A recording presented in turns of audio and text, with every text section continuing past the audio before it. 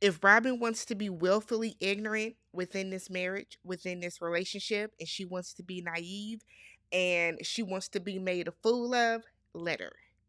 Let her. Nothing anybody can do about that. You can lead a horse to water, but you can't make him drink. Okay? We've all heard that saying before, so go and do what you want to do, Robyn. I'm Tammy. This is Tammy Talks Real Housewives, Lord of Potomac, Season 8, Episode 1, Projections and Deflections. If you guys are brand new to the channel or a returning viewer that is not yet subscribed, go ahead, do me a favor, hit that subscribe button. If you enjoyed the video, hit the thumbs up. And then let's talk about everything that happened in tonight's supersize episode down below in the comment section. So, the show starts off with the parody that we've been seeing going around, where it's like the 1990s TV, the sitcom intro, where we're meeting everybody, they're giving everybody little quirky nicknames and stuff like that. We've seen that. All of the ladies came back, no matter how much y'all yelled and screamed and had changed out org petitions. Every single lady came back. I am a channel. I'm completely unbiased. Why? Because I don't know these women. I'm not on Team Karen and Wendy and Candiace. I'm not Team Green Eye Bandits. I don't hate any of the people on this show. So if you're okay with the unbiased recap, let's get into it. So we then get this preview of how chaotic and just miserable this season is going to be. It looks like a lot of foolishness. A lot of foolishness is going to ensue. All right, though, let's get into it. So we get right into the thick of the things with Robyn and Juan. So we see flashbacks to the wedding. Robyn talking about one of the stipulations in the prenup, you know, she wanted to put in like an infidelity clause in there. Remember, Juan was very reluctant to sign that. So we then switch over to Gizelle. She's in her confessional talking about the cheating allegations that have already come up. So we then get the clips of Reasonably Shady and Robyn believing this absolutely ridiculous story. The story is stupid, right? We all know that. I think anybody that believes that this story is true, I got a bridge I can sell you, right? So Juan is alleging that he has just been in communication with this woman on Instagram. She came into town to see another football player. That player didn't pay for her hotel room, so Juan went down to the hotel to pay for the hotel and then he left. Robyn, I mean, Lord. Lord. But if that's what you want to believe, Robyn, fine. Fine. So we then get different clips of the different housewives talking about this. Karen's hair with all them curls is so unserious. Let's move forward. We then move into Juan being out at the laundromat with Coach Bree. Remember that picture surfaced. And then there were pictures surfacing of Juan being out at a nail salon with the same lady getting manicures and such. Now, is it uncommon for two coaches to be at a laundromat doing laundry for the team? Yes and no. So Juan didn't coach at a D1 school where they have people specifically that do that. Juan was at Coppin State, which to my knowledge is like a D3 or D4 school where, yeah, more than likely the coach is doing that. Are the optics bad? Absolutely. But you know why the optics are bad? Because the optics are bad because it's Juan. Because this is what Juan does. Juan cheats. Juan has embarrassed Robyn time and time again, but Robyn wants to go along and be okay with that, so let's let her. Let's let her. So the first official scene is Robyn looking at pictures from the wedding. I said, okay, Robyn. So Juan comes in. Robyn looks visibly uncomfortable. Robyn has aged. Robyn looks like she done lost some weight. Robyn is stressed, y'all. Robyn is stressed, but this is stress that you have kind of brought onto yourself. The reason I say is you've brought it onto yourself because this man did all this stuff to you with the cheating and whatever. You still chose to get married to him. That's on you, sis. You can't feel bad for somebody that does something like that to themselves, right? Robyn said that she didn't think talking about it on the podcast would cause a firestorm. Why? Why didn't you think that that would be a big deal? Robyn is one of the biggest examples of just because you have a degree, just because you went to college, it doesn't mean you're smart. Because Lord, Juan said that the receipt thing was just stupid. Juan is sticking to his story and then said that he's just too friendly and too nice. I said, okay. And I'm sitting here watching this scene. Robyn is visibly uncomfortable, right? She doesn't want to have the conversation. She's nervous. You can tell that she doesn't believe Juan. Robyn doesn't believe this shit any more than the rest of us do. But Robyn is the epitome of I'ma stick beside him. I'ma stick beside him. That's what she's on. So we know that Juan lost his job. Some people think that it is solely because of those allegations with the catfish situation that happened with the team. But Coppin State also had a losing season for like 2 years. So it's not uncommon for a coach that has a losing season to get fired, especially in college. So this entire scene, it's very evident Robyn doesn't believe him, right? And it's almost like she's just trying to save face. But you can look at Robyn's body language, the way she's pausing. You can look at her eyes. She doesn't believe him. She doesn't believe him. But what would the alternative be? Because let's say Robyn were to flip and divorce Juan and she would have got separated, y'all would have dragged her even more. So she's really in a lose-lose situation. We then get a scene with Karen, Candiace, and Wendy. So they're linking up after the reunion. And this is where you start to see that the group is really still in two different sections, right? So we get this group scene. This is Team A, where they're meeting up for drinks. Wendy says she gave up alcohol for Lent, but then she orders a margarita, so I'm assuming Lent is over. And then she put out a rosary. I said, girl, what is going on? Now I'm Lutheran. But I don't just carry a cross around. But hey, if you want to pull out your rosary in that bar while y'all are drinking, by all means, girl. Karen said that she's okay with Gizelle, she's okay with Ashley. Her issue is with Robyn not being honest. This is what bothers me about like these shows like this. Same with Love and Marriage Huntsville, same with I want to say Basketball Wives right now. So Karen is mad that she feels Robyn isn't being honest. Here's the thing.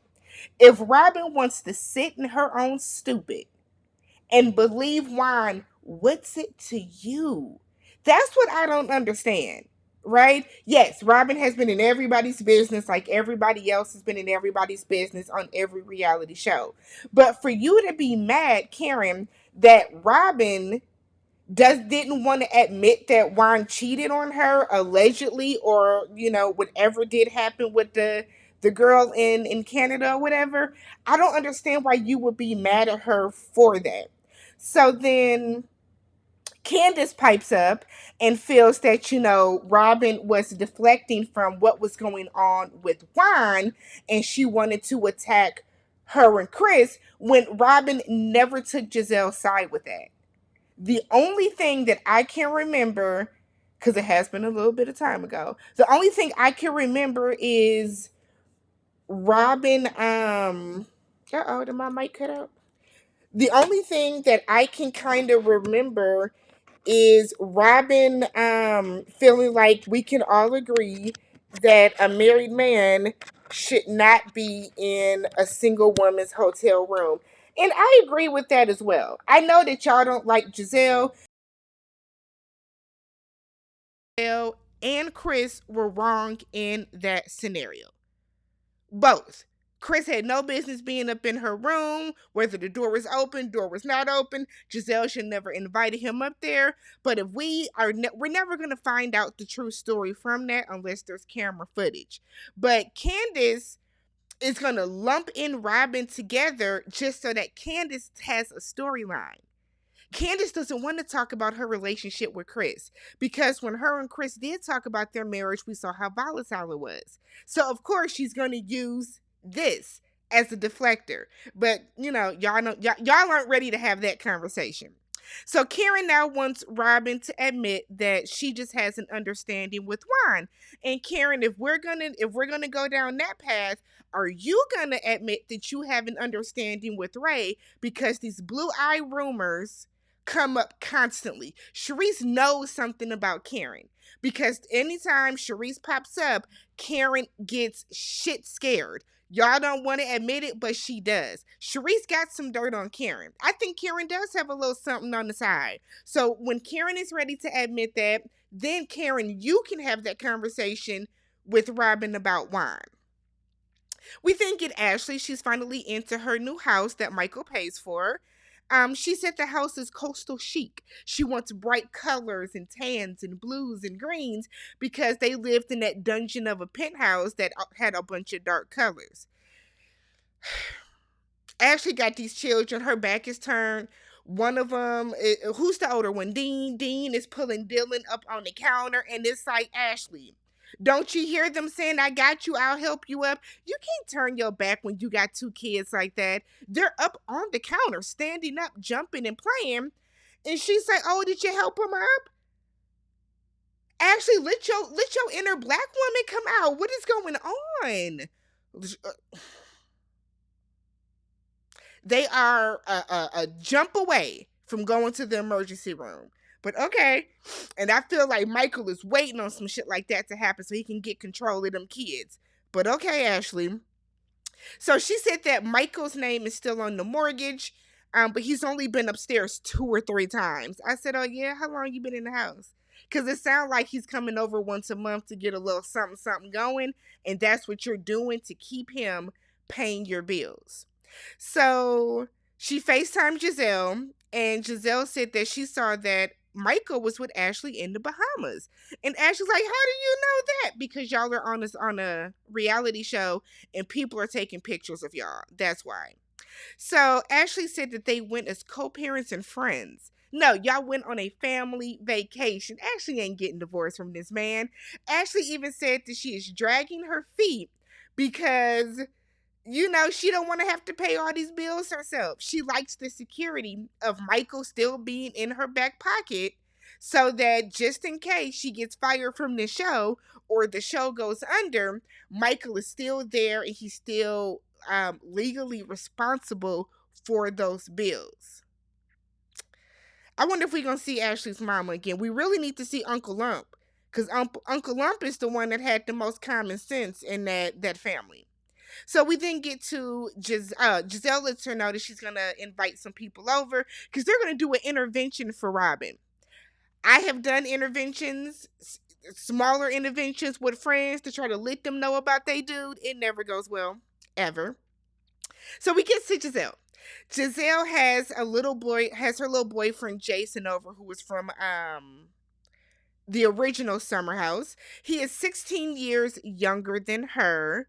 I won't say that they were awkward, but they don't seem comfortable on camera together. They're both on reality shows. They're both comfortable on camera, but together it just didn't give exactly natural, if that makes sense. So he lives in New York. She lives down in DC, as we know. And they see each other every other week. Either she's going up there or he's coming down here. We get a cute enough scene with them. We get some confessionals with Grace saying that she gives him an A- now. Was that Angel? Angel was there. They're making sushi. It's a cute enough scene. Y'all told Gizelle to find some business so she wouldn't got her boyfriend to have some business for y'all. We get Mia. They now in this apartment. Remember, they got fired or uprooted or whatever happened from the joint chiropractic where they're no longer CEO and head of marketing. So now they're broke. So they went from living in that 10,000 square foot Potomac house to a 1,500 square foot apartment. And I said, 1,500? Are they in like a two-bedroom? I feel like Mia must be exaggerating. They cannot be in a 1,500 square foot apartment. They can't. Because I'm thinking of the square footage of they can't. But okay. Okay, because y'all got 3 kids, but okay. So Gordon says that the company owes him $500,000 and he's ready to go to court to get his damn money. I said, I know that's right. $500,000? Yeah, because y'all need it. Y'all need it. So Mia said that Gordon went through a 2 to 3 month depression where he just sat on the couch and she didn't know how much more of that she could take. He said, yeah, because you cussed me out at some points. Because, let's call a spade a spade. Mia married Gordon for his money. And she parlayed that into her having a good job and a good position within that family company.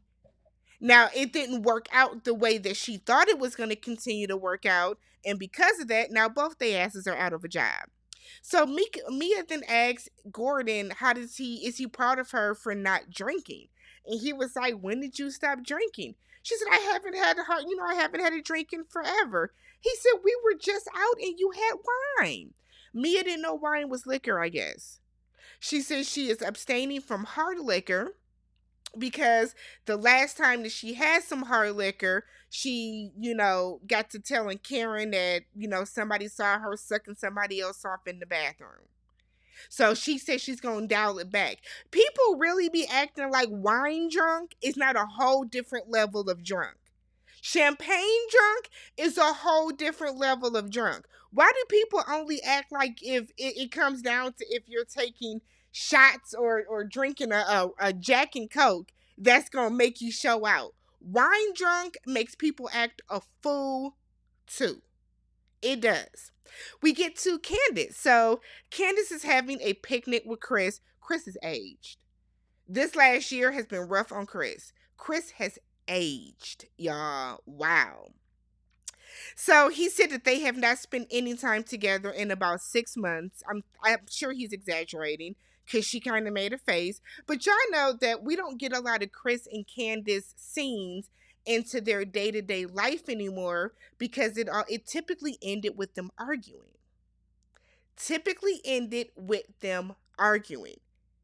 So I feel like they welcome when there is some other outside entity that they can focus their storyline on. I.e., last season with Gizelle, they could have really squashed that and moved past it, but Candiace dragged that out all season, so she didn't have to really talk about her relationship and her marriage. Okay, so they're out on this picnic. Candiace said the last year was the most challenging year in their marriage. And my question is, why would it be challenging if Chris said he didn't do anything? You said you believed him. What's challenging about that? If you know that you didn't do anything and the general public, 95% of the general public was on you and Chris's side, what was challenging? I'll wait because I'm really curious. Really curious. So Candiace is talking about Nye, who is her manager. Shout out Milwaukee. Talking about the budget for her show. She's on this tour where she's been going to different city wineries and performing. So Chris is telling her that she could really scale back on a couple of things, and Candiace wants to have a production, honey. So that's what the budget entails. She says she spent $1 million. No, I'm sorry. She said she spent 6 figures on her tour. I haven't been. I've seen pictures. I know who her manager is. I've seen the stuff that he's posted. Nothing about that looks like it gives a 6-figure production. But hey. So Candiace wants to talk to Robyn because she feels that Robyn was not very supportive last year when it came to the Chris, Gizelle, Ashley situation. And that's simply not true. Simply not true. Candiace then says in her confessional that yes, Robyn was supportive in some parts, but in other things she really wasn't. And it's like, Candiace, you just want to use Robyn as a storyline, so we won't get into the real nitty gritty of you and Chris's marriage. But all right, girl, whatever works for you. The final scene is what everybody's been waiting for this episode, Robyn's intervention. So we're meeting at Gizelle's house, and look, Gizelle got to get that backyard together. Now, we know that Gizelle is one of the very, very few women on this show that has paid for her house and bought her house herself with her money, right? Candiace has the dual income with Chris. So when they got their house, that's two incomes. Wendy's rich and her husband is well off. So power couple there. Ashley's house was bought for her by Michael. Mia back to slumming it in an apartment. And Robyn had some of Juan's money too. So I don't understand why everybody be coming and when Karen was going back and forth to wherever she is, Potomac, she has raised money too. So I don't understand why people be coming down so hard on Gizelle when she is literally the only one that is probably using these checks to pay for her house. Nonetheless, she has to get that backyard together. That slope, absolutely not. Absolutely not. It also shows that these ladies don't come by her house that often. Y'all aren't going to each other's houses because the way that everybody is like, oh my God, this slope. When the last time you been there? Gizelle, just put some stairs. Put some cascading stairs coming down and it'll be just fine, okay? So it shouldn't be a death trap for everybody walking down. So as soon as Robyn gets there and gets her drink, they get right to the shits. So Gizelle said this is an open forum to talk about you and Juan. Everybody's quiet. Sharice said, I have nothing to say. So why are you here? Sharice, you know people don't want you on this cast. You know people don't want you on this show, Sharice. But that's okay. Just sit back and sip that champagne. So Ashley said, well, you know what? I'll get into it because, Ashley is the resident shit stir, pot stir, whatever you want to call her on this show. So Ashley said that she was upset for Robyn when the nail shop story came out. Robyn said, let's get to it. The laundromat story is a lie. They weren't hooked up. They were washing team uniforms. That can be debunked. We know that. Right? Did it look suspect? Absolutely. But two coaches doing the team's laundry. They weren't doing personal laundry. They were doing the team's laundry, okay? Sure, Robyn, will roll with that. She also then says that Coach Bree has worked for Juan for years. This isn't a new random woman. Robyn knows their relationship. Robyn knows who she is. Robyn is, apparently, she's okay with it. Robyn then said that Juan isn't dumb enough to be anywhere in the public with another woman, and that's simply not true. Because he went in the public with another woman to wash clothes and then to get manicures. We got to use both sides of our brain because when we use them together in unison, beautiful things happen like common sense. Okay? Gizelle said that Ron is not thinking how this will affect her. Robyn was like, so what do you guys want me to do? Should I get mad? Robyn.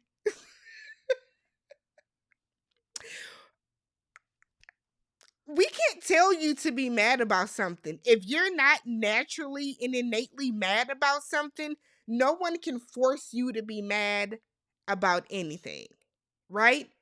Nobody. Not one person can force you to be mad. So, Robyn, if you're not mad about this, I don't know what to tell you, sis. She says she's not going to tell him to end his friendship and that he can't do certain things that were okay before they got married. Robyn, those things weren't okay before y'all got married. It's never okay for your fiance, your husband, your boyfriend, your whatever to go get a manicure with another bitch. And I don't mean to call her a bitch like rudely, Coach Bree, but y'all know what I'm saying. It's never okay. It's never okay. I like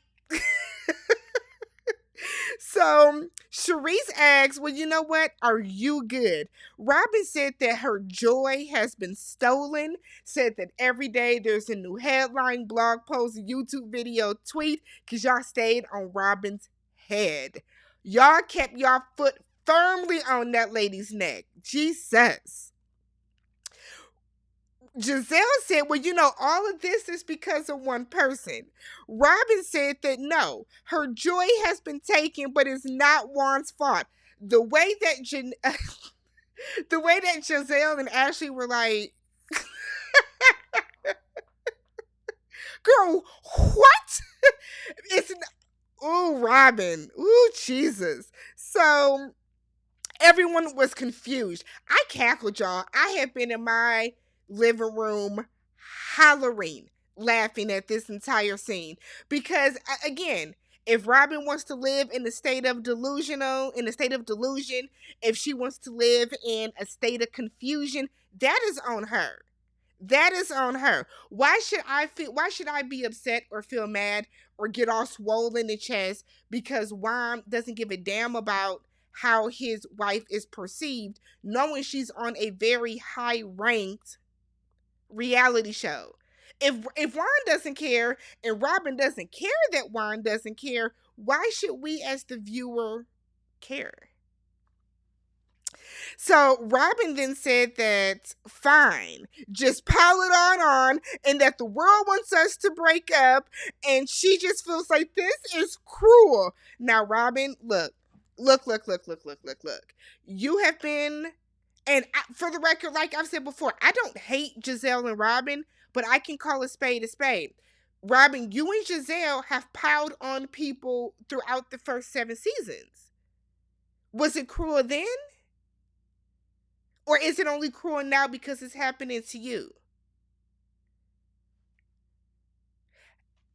I have been, as I said before, I have been one of those friends that has gotten together with another friend to tell a friend about her man.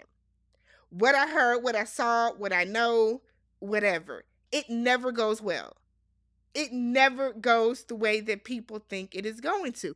I think it has messed up our friendship to this day. We're not as cool as we were back when that happened.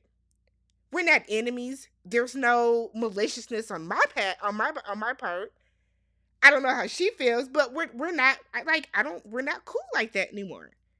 I think we might be down to like associate level. It never works. And I think with Ashley, Gizelle, and Sharice are seeing that in this moment, it's not working. Is their relationship going to change? That depends on Robyn. It depends on the person. Some people are very well able to receive what you're trying to tell them about their significant other, and some are not. Some are just not.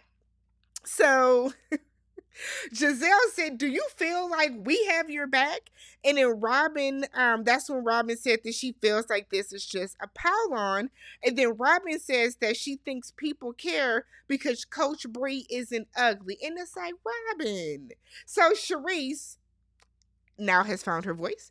And Sharice is like, no, because Eddie used to mess with some boogers. And it's like, Sharice, you know what these people say about you. I'm not going to repeat it because it's not necessary. But so Sharice gets emotional talking about her ex. Sis, we not here for you. We not here for you. You see how nobody reached over to give Sharice a comfort circle on her back? Because we're not here for you. Save your tears for later on in therapy. This is not your moment. We're here for Robyn. Okay, we're going to get back to Robyn. Robyn then asks if the ladies think she's in denial. And the way I wanted them all to scream, bitch, yes. Yes. So Ashley feels that Robyn is just on this like campaign to protect Juan. Robyn thinks that that's crazy. Robyn was like, no, because Juan would have come up with a better story. The look of I know you fucking lying that washed over Gizelle's face, y'all. Because I think in this moment, Gizelle was like, damn, my friend really is dumb. My friend really is dumb. That's what Gizelle was thinking. So Jizzy feels that there is nothing that Juan could do that Robyn will put him out for. And Robyn was like, no, I was mad. I told him to leave. So they're like, did he leave? And she was like, well, no. Robyn is so unserious. Robyn is so unserious about everything in this scene. So Gizelle tells her that, look. I've been there before. We know that Pastor Jamal Bryant was laying low and spreading it wide all up and through them DC streets when he had that church, right? Gizelle said that she too was a person that was at least in denial first, and then after a while, she had to get back to putting herself first. She wants Robyn to put herself first. And it's crazy how so many people are like, Charisse and Gizelle can't tell Robyn anything about marriage. They can, because these are two women that were cheated on, that left those men, got divorced, and are seemingly better people individually for it. So yes, they absolutely can. Who's better to give her like advice? Somebody whose husband did cheat on her and they stayed? Like, come on, y'all. I understand that y'all be hating these people, but come on, work with me. So Gizelle says in her confessional that she thinks that Juan makes up these like super crazy outlandish stories so that Robyn won't believe them, because she'll believe that they're so absolutely crazy. Charisse said that Robyn is being defensive. Robyn says she ain't being defensive. She's just not saying what they want to hear. No, Robyn, you are being defensive. And that statement is defensive. I feel like the number one statement that people make when they are being defensive, I'm just not saying what you want to hear. So they asked her, what do you think we want to hear? And she was like, fuck Juan, I'm leaving him. And they were like, that's not what we're saying. Robyn, we want you to show some type of emotion. We want you to admit it hurt you. That's all you have to do. Stop acting as if this is normal. You can be like, you know what? I was super pissed at him, y'all. We talked about it. We worked through it. I told that nigga he got one more time, I'm kicking his ass out. I feel like Robyn can say that slick of a statement right there, that concise, and people would be like, okay, maybe she gonna do something about it. But it's the fact that Robyn is always just like, oh, well, it's fine. Like, it's not a big deal. It happened 3 weeks ago. Yes, girl, 3 weeks ago. You still have license to be upset if you wanted to. Robyn looks like she's stressed. Robyn is more upset and hurt and everything about these Juan rumors than she is ever going to admit in front of these ladies and in front of the world, because y'all are going to drag her to and fro by them bedazzled hats. So let me know what you guys thought about this episode. I thought it was a good season opener. It didn't need to be supersized. I can tell you that. It didn't need to be supersized. But if you guys have not already, don't forget, subscribe to the channel, thumbs up the video, and I will catch you guys in the next one. Peace.